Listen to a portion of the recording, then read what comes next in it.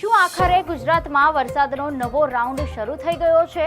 શું હવે ઉત્તર ગુજરાત અને કચ્છની તરસ छिपाશે? કયા જિલ્લાઓમાં આગામી 48 કલાક સૌથી ભારે વરસાદ પડવાનો છે?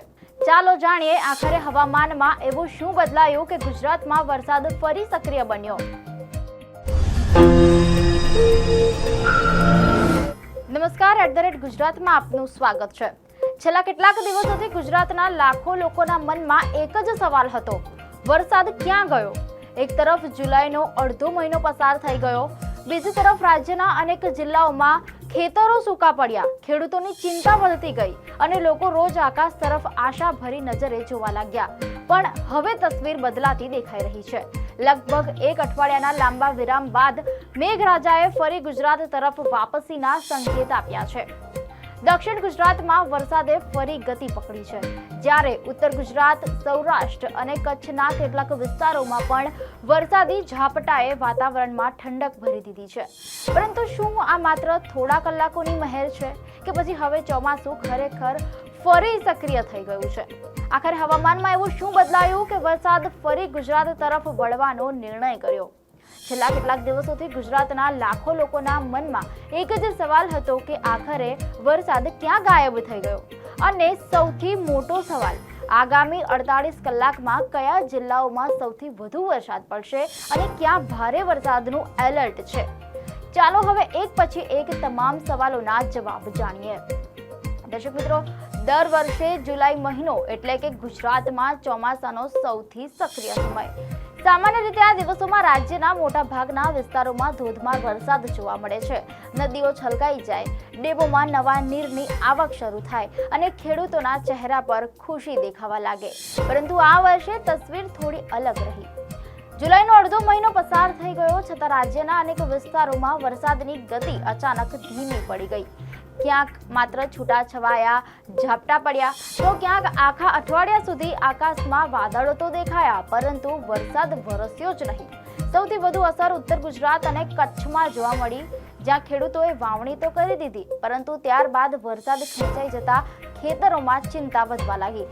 બીજી તરફ પૂર્વ મધ્ય ગુજરાતમાં પણ વરસાદ સામાન્ય કરતા ઘણો ઓછો રહ્યો. એવામાં એક જ સવાલ ઊભો થયો: આખરે વરસાદ ગયો ક્યાં? દર્શક મિત્રો, મીડિયા અહેવાલ મુજબ હવામાન વિભાગ અનુસાર ભારતમાં વરસાદ માત્ર વાદળોથી નથી પડતો.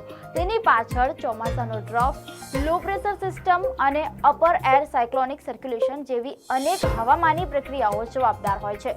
જ્યારે આ સિસ્ટમનું ગુજરાતની નજીક સક્રિય બને છે ત્યારે વરસાદનું જોર વધી જાય છે, પરંતુ જ્યારે આ સિસ્ટમો રાજ્યથી દૂર ખસી જાય ત્યારે વરસાદ અચાનક ઘટી જાય છે. અને છેલ્લા કેટલાક દિવસોમાં ગુજરાત સાથે પણ આવું જ બન્યું હતું.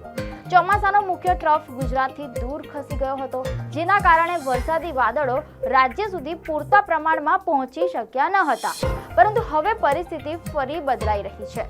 હવામાન વિભાગના જણાવ્યા મુજબ હાલમાં ચોમાસાનો ટ્રફ ફરી સક્રિય થયો છે.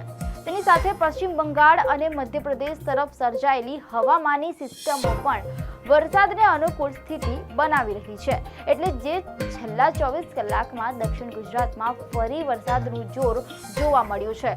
સુરત, નવસારી, વલસાડ, તાપી અને દાદરાનગર હવેલીમાં અનેક જગ્યાએ સારો વરસાદ નોંધાયો છે. પરંતુ શું આ વરસાદ હવે આખા ગુજરાતમાં ફેલાશે? શું ઉત્તર ગુજરાત અને કચ્છને પણ રાહત મળશે કે પછી વરસાદ ફરી માત્ર દક્ષિણ ગુજરાત પૂરતું જ સીમિત રહેશે? આ સવાલોનો જવાબ આપે છે હવામાન વિભાગની આગામી 48 કલાકની આગાહી.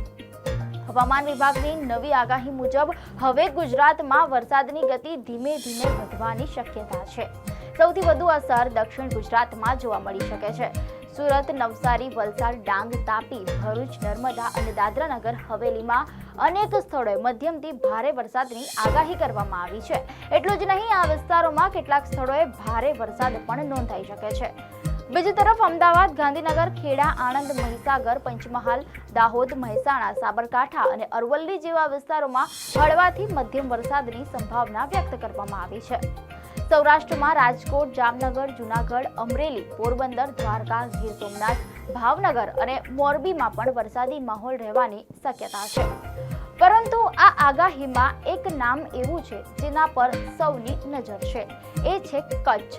ગુજરાતનો એવો વિસ્તાર જ્યાં અત્યાર સુધી સૌથી ઓછો વરસાદ નોંધાયો છે. દર વર્ષે ચોમાસા દરમિયાન પણ કચ્છમાં વરસાદ અનિશ્ચિત રહે છે, પરંતુ આ વર્ષે સ્થિતિ વધુ ગંભીર છે.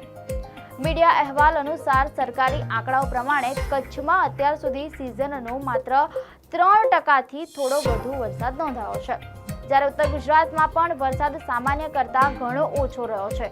આનો સીધો પ્રભાવ ખેડૂતો પર પડી રહ્યો છે. ઘણા વિસ્તારોમાં વાવણી થઈ ગઈ છે, પરંતુ પૂરતો વરસાદ ન મળતા પાકના વિકાસ અંગે ચિંતા વધી રહી છે. તો શું હવે આ નવો વરસાદ કચ્છ અને ઉત્તર ગુજરાતને મોટી રાહત આપશે? હાલની આગાહી પ્રમાણે આ વિસ્તારોમાં વરસાદની શક્યતા તો છે જ, પરંતુ દક્ષિણ ગુજરાત જેટલો ભારે વરસાદ જોવા મળે તેવી શક્યતા હાલ ઓછી છે. એટલે હજુ પણ સૌની નજર આગામી હવામાની સિસ્ટમો પર રહેશે. આખરે વરસાદ આટલો નબળો કેમ રહ્યો? હવે સૌથી મહત્વનો સવાલ, આખરે જુલાઈ જેવા વરસાદી મહિનામાં પણ ગુજરાતમાં વરસાદ આટલો ઓછો કેમ રહ્યો? તેનું સૌથી મોટું કારણ છે ચોમાસાના ટ્રફની સ્થિતિ.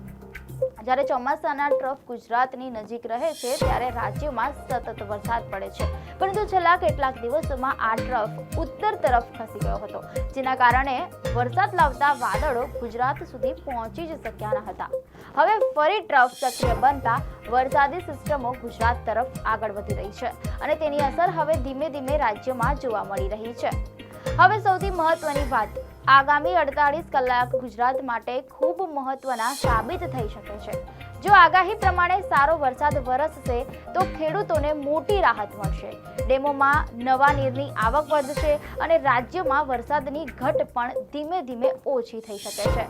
પરંતુ જો આ સિસ્ટમ ફરી નબળી પડશે તો ઉત્તર ગુજરાત અને કચ્છ માટે ચિંતા યથાવત રહી શકે છે.